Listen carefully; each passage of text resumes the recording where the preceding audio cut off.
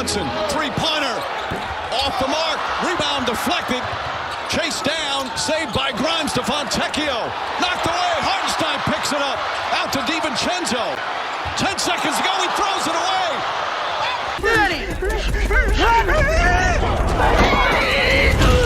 Brunson inside the Hart's banks it in, and a foul! Knicks take the lead. Monty Williams is furious.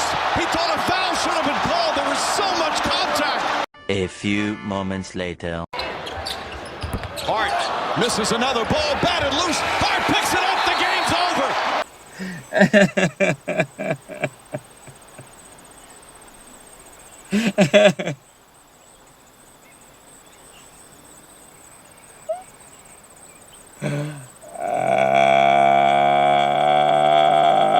Where's the New York media now? The absolute worst call of the season. No call. And enough's enough. We've done it the right way. We've called the league. We've sent in clips. We're sick of hearing the same stuff over and over again. We had a chance to win the game, and the guy dove into Asar's legs, and there was a no call. That's an abomination. You cannot miss that in an NBA game. I'm tired of our guys asking me, what more can we do, coach? That situation is exhibit A to what we've been dealing with all season long. And I got nothing else to say. We want a fair game, and that was not fair. I'm done.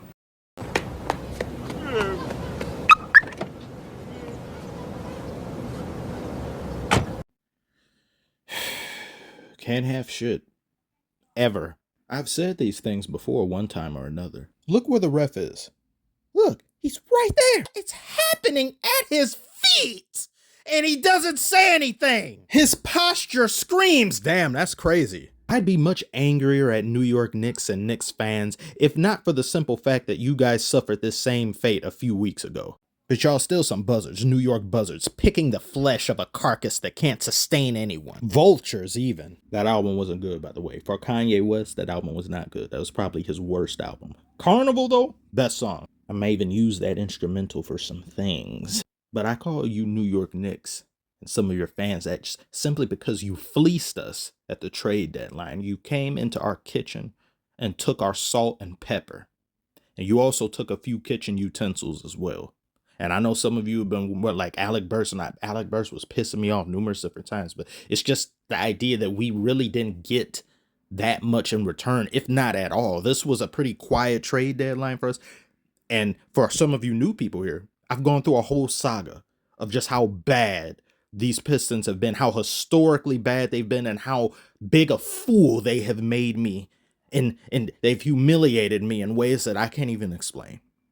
I began this season, prior to this season, in the summer. I was like, we're on the ride. I made videos about this. I was like, oh, we're going to do so great. We're going to do this and that. I can't even remember, though, but some of you have to verify. Did I say that we would make the play-in? I hope I didn't, because that would just add insult to injury at this point. So we're nowhere close to that. We may not even be a few years close to that with the way things are looking, which is one of the reasons why I was making fun of Monty Williams with that clip, because this man intentionally benched Jaden Ivey, had him coming off of the bench, and people were wondering why. People in Detroit were all like, what is he doing? Monty Williams has a plan. Monty Williams is an elite coach. He knows what he's doing. And then a few weeks went by, then a month went by, then 2 months went by. I was like, okay, all right. Get him off the bench. You win a game, you lose a game here and there. You want to experiment, fine. But when you are 20 plus losses deep, it's time to change things up drastically. May even renovate the entire arena at this point. Trade the audience, trade the cheerleaders. Something has to fundamentally change. And he was unwilling to do that, so much so that the front office themselves had to come downstairs and tell this man, get him in the starting lineup. Like, I don't know what you're doing at this point. I shouldn't have to come down here and tell you this, is what they were saying. And since the front office's intervention and trash was put on the curb to be picked up, thank the Lord this man is off the roster. Bye, have a great time. Since then, Jaden Ivey has been doing great things, which shows you this wasn't just him having to get reps, having to learn, got to play your way into the starting lineup. No, he was already starting caliber for this team. It's just he was being held back by Monty Williams. Monty Williams was treating him like DeAndre Ayton back in Phoenix, and when I didn't want that to repeat here. So Ivey has been great. He got cooked by Matherin, though, but he's great. Right, so you can't go on me. And things just got serious. Even Jamal, in the the Rising Star game, you last can't 2 go on me. minutes. Listen to this trash talk You said right what? now. I said, even the Rising Star game, you can't go on me. Me personally, I wouldn't take this level of disrespect. This was bad. Look at him. He couldn't even, it's like he was about to say something, but he's like, damn, he right. I can't even argue with him. Scorched. If that were me and I was an NBA player, he said that to me, I'm spending my entire summer training. I'm going in the hyperbolic time chamber.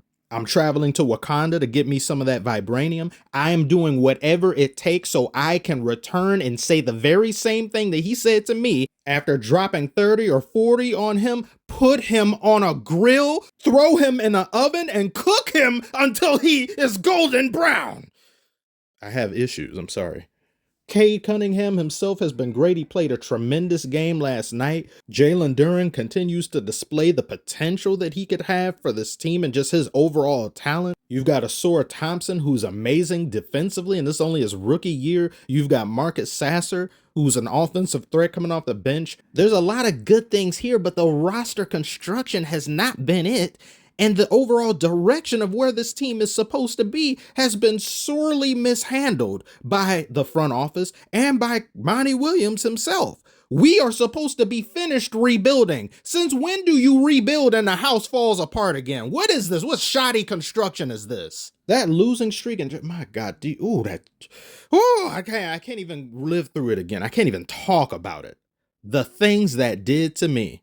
I'm on my 9th life, by the way, not a cat. But it's how many people have died trying to cover this team. I've had to bury them in the backyard, other versions of myself, clones. And it makes me all the more angrier when we have had numerous games this year that we could have won, but don't because of terrible officiating. And I hope they don't fine Monty Williams for that because he's right. So imagine for a moment you're being set up to fail with the worst schedule in the NBA. You're also given the shittiest officiating. Even when we're at home, we get robbed. That's the equivalent of your own family members just stealing from you openly, right in front of you.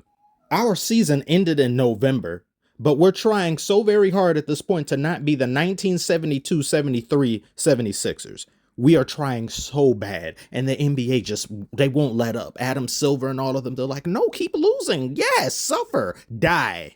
We got robbed during this year's draft. We get robbed day to day in our games. We have been put in a bad sports lobby by Adam Silver for no reason. We are still paying for shit that happened 20 years ago. Even more than that. Like, enough. I'm going to make a video talking about that as well. Malice in the Palace and all that other stuff like this. That's all I have to say. We're at 6 or 7 losses in a row. It bet not get to double digits again. I really cannot. I refuse to be put through that again. Can't be me. Not anymore. I am behind on multiple videos I'm making. I've got technically like 4 of them on private, but there's some others need to be where I may just have to upload 3 times in one day. Maybe tomorrow. Or I'll upload a second time today. I don't know. But thank you so much for watching this. Like and subscribe if you're new, and I will see you all on the next one.